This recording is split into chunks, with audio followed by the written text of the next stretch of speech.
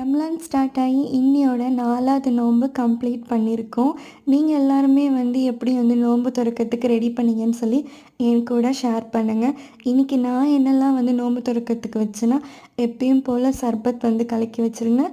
Fruits எல்லாமே cut பண்ணி வச்சுருந்தேன்.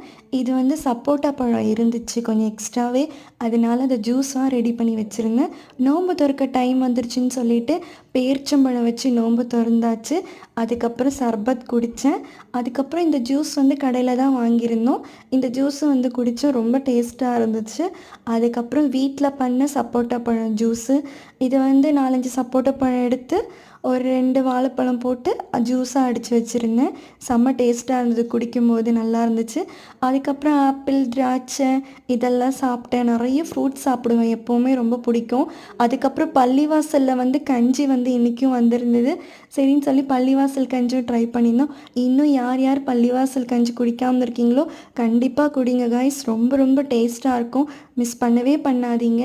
நான் அதில் மசால் வடை முக்கி சாப்பிட்டேன், செம்ம டேஸ்ட்டாக இருந்துச்சு. அதுக்கப்புறம் மஹ்ரிப்லாம் தொழுதுட்டு வந்துட்டு இன்றைக்கி டிஃபனுக்கு என்ன பண்ணேன்னா, ராகி மாவில் ஒரே ஒரு வெங்காயம், 2 பச்சை மிளகா, கொஞ்சோண்டு அரைக்கீரை போட்டுட்டு குட்டி குட்டியாக கட் பண்ணி போட்டுட்டு நல்லா பிசைஞ்சிட்டு உப்பு போட்டு நல்லா பிசைஞ்சிடணும்.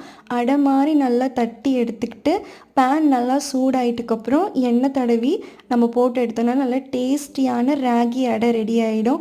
ஸோ டிஃபனுக்கு சிம்பிளாக நம்ம இதே சாப்பிட்டுக்கலாம் அப்படின்னு சொல்லி, ஏன்னா நிறைய ஃப்ரூட்ஸ் வேறு சாப்பிட்றோம், அப்புறம் பள்ளிவாசல் கஞ்சி வேறு குடிக்கணும், அதிலே வயிறு ஃபுல்லாகிடும். இது வேணும்னா நம்ம சாப்பிட்டுக்கலான்னு சொல்லி ட்ரை பண்ணேன், ரொம்ப சூப்பராக இருந்துச்சு. நாளைக்கு உங்களை இன்னொரு வீடியோவில் பார்க்குறேன். அது வரைக்கும் பாய். என் வீடியோ பிடிச்சிருந்தா சப்ஸ்கிரைப் பண்ணுங்கள், லைக் பண்ணுங்கள். ஓகே, பிடிச்சிருந்தா லைக் பண்ணுங்கள் கண்டிப்பாக.